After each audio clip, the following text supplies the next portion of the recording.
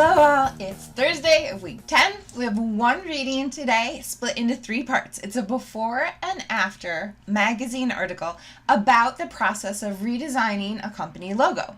In today's video, I want to talk just a bit about the design aspects and the rhetorical work of logos. This is a really good warm-up for Module 5, which we're going to start next week. For Module 5, you'll be working in Adobe Illustrator to create a logo for yourself.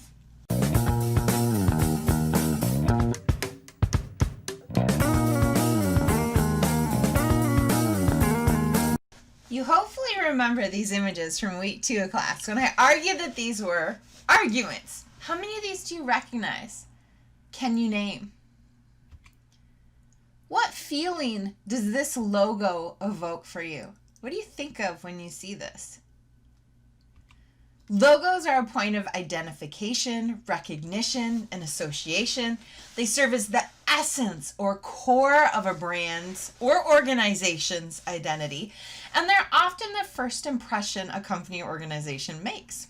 Ian Paget, a UK-based logo designer, says logo design is a strategic tool, not art, which is an interesting distinction. Kate Harrison, in a Forbes magazine article about what logos do and how they do it, suggests that every detail of your company or organization's logo will influence people's impressions of your company. She continues in her article to talk about some of the specific design details of logos. First, fonts. As we've read about and learned, fonts carry association, they convey meaning, they act rhetorically. Sometimes that meaning is positive, sometimes it's negative, sometimes it's neutral, which might be a pretty dangerous thing for a logo. Her advice is that no matter what font is used, legibility and readability are absolutely key. Harrison also talks about the work that shapes do, arguing that squares and rectangles convey a sense of order, power, stability, and reliability. Circles convey harmony, unity, timelessness, grace, and softness. Circles don't have edges. The meaning of triangles depends on their direction and their orientation. Abstract or symbolic shapes are almost always culturally anchored. Stars carry certain meanings in certain cultures. Heart shapes carry certain meanings in certain cultures. Cross shapes serve certain meanings in certain cultures. And sometimes abstract shapes that have no meaning, think of the Nike swoosh, can be used, and if they work well, a company can create brand meaning around that abstract shape. Lines in a logo also convey meaning. Thin lines often convey fragility, elegance, femininity. Thick, heavy lines suggest strength and rigidity.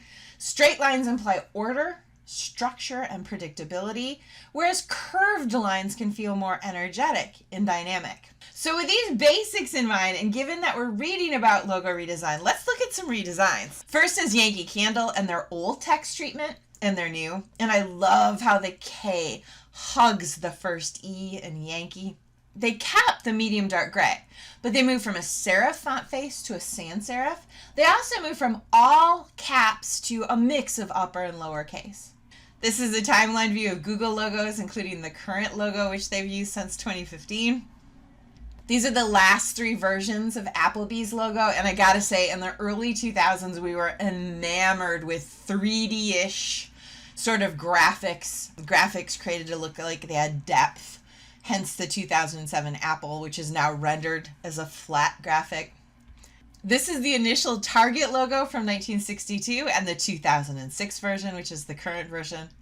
The student who shared this example said the most obvious change is the removal of the name Target, but they also edited the rings of the Target down to 3 and they're thicker. She said this looks friendlier. Here's another of a UK-based food delivery service. This student said the changes made sense and were probably done for screen legibility. As screens get smaller, logos should get more simple. The revision is much, much cleaner. He also noted, though, he didn't like the all lowercase of the redesign and it felt kind of unprofessional. One more example, and that's Subway, which unveiled its new logo in 2017, though you may have noticed that most Subways are still in the process of converting to the new logo. Think about how many millions of already printed napkins Subway had to go through with the old design. Think about what it costs to redesign store signage. It'll likely take a few more years for Subway to completely transition to the new logo. And this writer said the heavy dark green around the earlier logo seemed constricting. Two more examples of logo design as part of a larger corporate rebranding. The first is Dunkin'. In 2018, Dunkin' Donuts officially rebranded to just Dunkin'.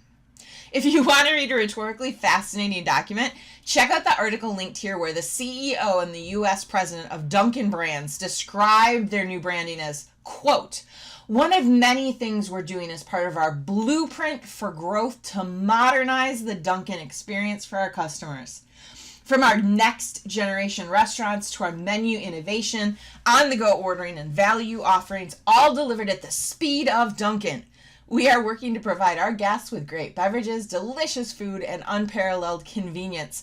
We believe our efforts to transform Dunkin', while still embracing our incredible heritage, will keep our brand relevant for generations to come. End quote. And then we have this. This is the logo for Weight Watchers reimagined. The company, in part, converted to just the WW a couple years ago to take the emphasis off of weight and to try to pivot better toward a more body positivity and body type inclusive culture. And the W is now deliberately open-ended. They're anchoring it more toward wellness than weight.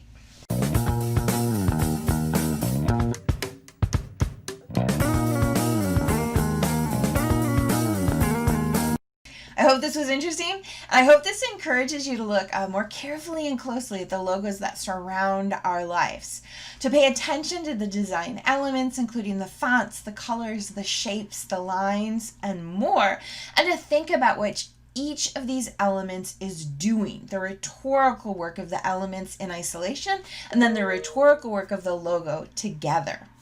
I'll introduce Module 5 next week, and for that module, you'll work in Adobe Illustrator to create a logo for yourself. If you want to invest some time and energy between now and when we officially start Module 5, I'd encourage you to grab some paper, grab a pen or colored pencils, and start sketching and imagining ideas for a logo that represents and presents your identity.